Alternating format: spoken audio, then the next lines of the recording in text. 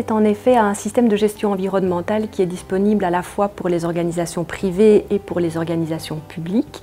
et qui présente l'avantage d'adopter un certain systématisme dans l'analyse des impacts environnementaux qu'une organisation a sur l'environnement. Dès lors, face aux enjeux environnementaux que nous connaissons aujourd'hui en termes de changement climatique, de perte de biodiversité, de pollution, de l'air, des sols,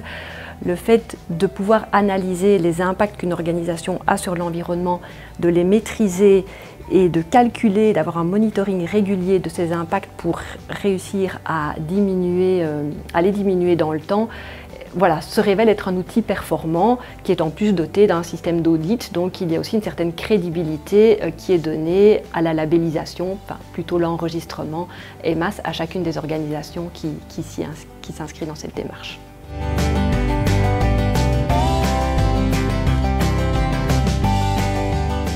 Alors, le service public de Wallonie aujourd'hui a 4 bâtiments qui sont enregistrés EMAS.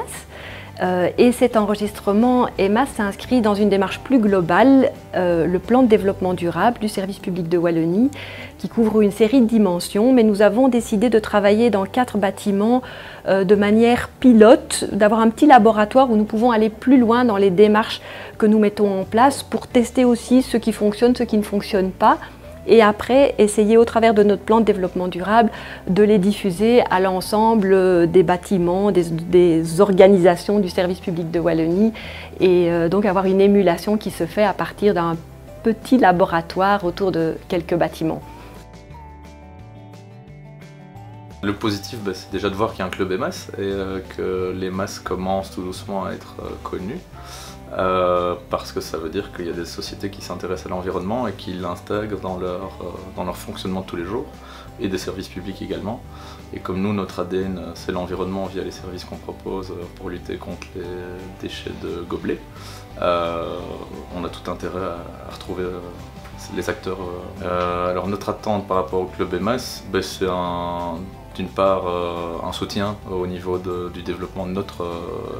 management de la qualité, de l'environnement, pardon, se donner des tuyaux, et puis après de rencontrer toujours d'autres sociétés qui vont peut-être être clientes, qui vont parler de nos services et de nos produits, et nous aider à avancer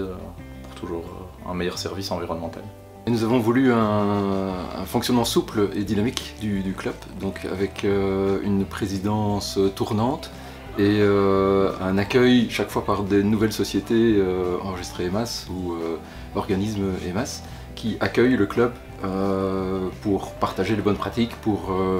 je dirais faire profiter d'une visite des installations, échanger des idées. Donc on a 3 rencontres par an. Une rencontre, c'est la rencontre nationale, donc qui se fait avec les organismes et les sociétés de Flandre et de Wallonie. Mais nous avons alors 2 réunions spécifiques du club EMAS Wallonie, où justement on peut aller un peu plus dans le détail, dans le partage de bonnes pratiques entre nous sur des sujets qui nous touchent. Les attentes, c'est essentiellement l'échange, savoir comment le module de SME, comment il est implémenté chez chaque entreprise. Comme ça nous donne des idées comment est-ce qu'on peut améliorer notre processus. Et parfois, ce n'est pas une question économique de voir est-ce que grâce à EMAS je vais gagner plus d'argent ou pas, mais c'est de voir comment est-ce qu'on peut communiquer en interne, comment fédérer, impliquer le personnel, comment fédérer des autres acteurs qui sont dans le marché. Et l'idée, c'est de grandir avec le club EMAS aussi.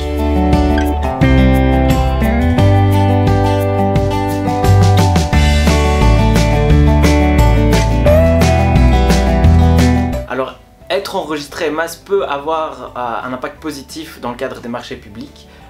parce que voilà, les marchés publics permettent de ne sélectionner que des entreprises qui sont enregistrées EMAS ou certifiées EMAS. Voilà, la difficulté maintenant, elle est plus d'ordre pratique, c'est qu'il n'y a pas encore suffisamment d'entreprises qui sont certifiées pour assurer une concurrence suffisante. Il faudrait qu'il y ait plus d'entreprises qui soient certifiées et plus de pouvoirs adjudicateurs qui intègrent en critères de sélection le fait d'être enregistré EMAS.